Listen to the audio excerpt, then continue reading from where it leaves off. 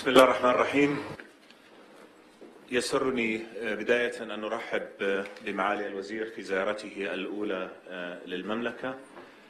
هذه الزيارة ومخرجاتها تؤكد متانة علاقات الصداقة الأردنية الأمريكية التي ما انفكت تنمو وتتطور على مدى 7 عقود من التعاون والتنسيق.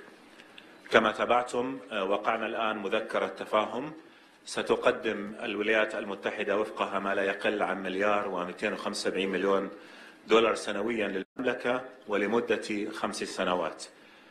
هذه ثالث مذكرة تفاهم يوقعها البلدان الصديقان، لكنها الأولى التي توقعها إدارة فخامة الرئيس دونالد ترامب، وتقدم زيادة في الحد الأدنى للمساعدات بقيمة $275,000,000 مقارنة بسابقتها والتي كانت غطت فترة 3 سنوات فقط. سيساعد هذا الدعم المملكة بشكل كبير على مواجهة التحديات الاقتصادية وتنفيذ برامج الإصلاح ورفض مشاريعنا التنموية وتطوير قدراتنا الدفاعية. ونحن ممتنون للولايات المتحدة على دعمها الثابت. معالي الوزير، نثمن عاليا وقوفكم المستمر معنا، نثمن روابط الصداقة والشراكة القوية التي تجمعنا، ونتطلع إلى استمرار العمل معا لخدمة مصالحنا المشتركة ولتحقيق الأمن والاستقرار والسلام في المنطقة. قبل توقيع المذكرة بحثت ومعالي الوزير سبل تطوير علاقاتنا الثنائية والمستجدات في المنطقة، خصوصا تلك المتعلقة بالصراع الفلسطيني الإسرائيلي بسوريا وبحربنا المشتركة ضد الإرهاب.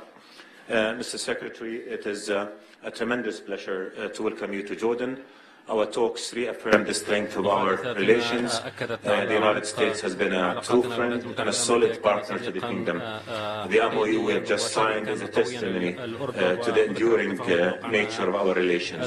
We greatly appreciate your support. We thank you for the new aid package that will strongly help us carry out our economic reform programs and meet our developmental and defense needs. We'll continue to work together in pursuit of peace and stability. We will remain partners in the fight against terrorism until we destroy this evil. Jordan will not waver in its commitment to working with you, sir, and with the rest of our partners in the global coalition to defeat Daesh and its ideology of hate.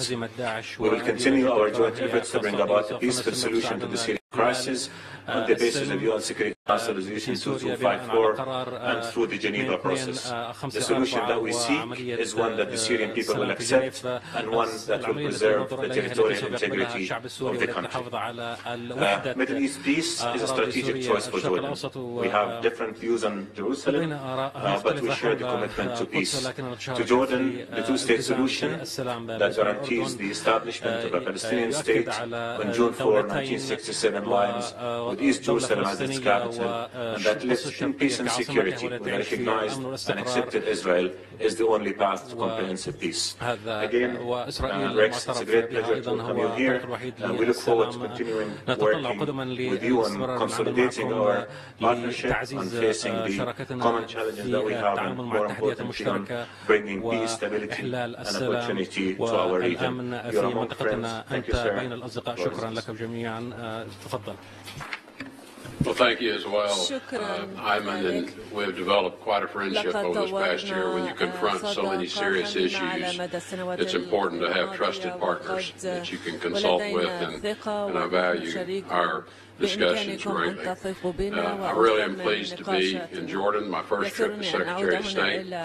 For decades, the United States and Jordan have sustained a truly indispensable strategic partnership that's been critical to the security of both of our nations, as well as contributing to the security of the region.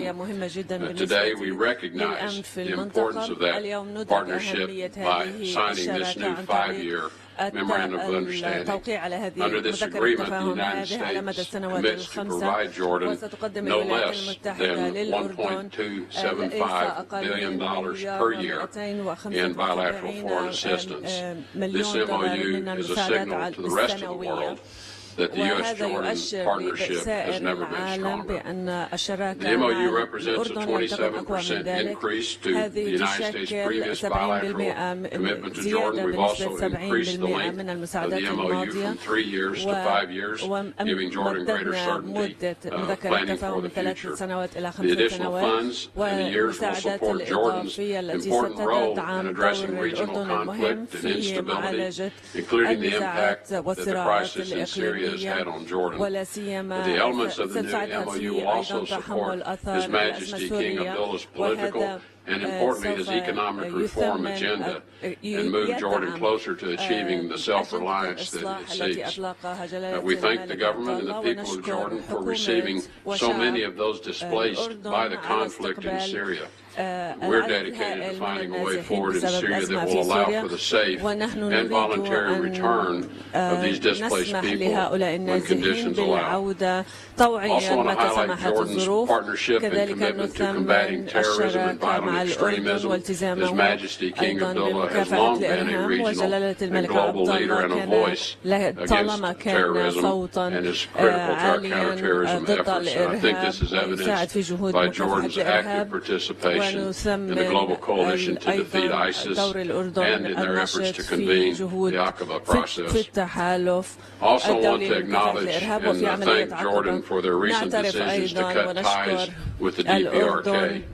The tools of pressure such as this are helping to reverse North Korea's trajectory by putting pressure on them to change their course and find their way to the table for discussions to denuclearize the Korean Peninsula, and we appreciate Jordan's action in concert with the entire international community. We take special note of His Majesty's interest in the peace between Israel and the Palestinians and his tireless support in pursuit of such a peace.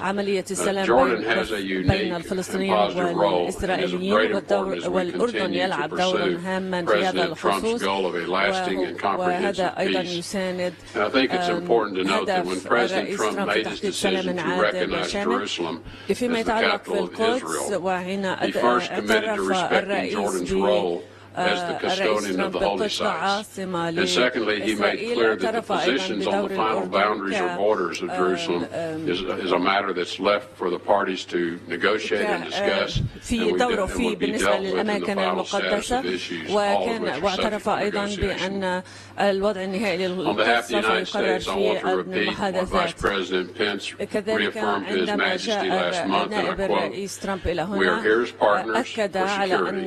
We are here as partners in both of our nation's prosperity, and most importantly, we are here as friends." The MOU underscores all of those partnerships, and I'm pleased to be here with His Excellency the Foreign Minister as we again formalize that commitment to the 5 years and beyond in our bilateral relationship, and we look forward to our ongoing partnership and collaboration to address the many serious issues that the region is faced with today. Thank you very much.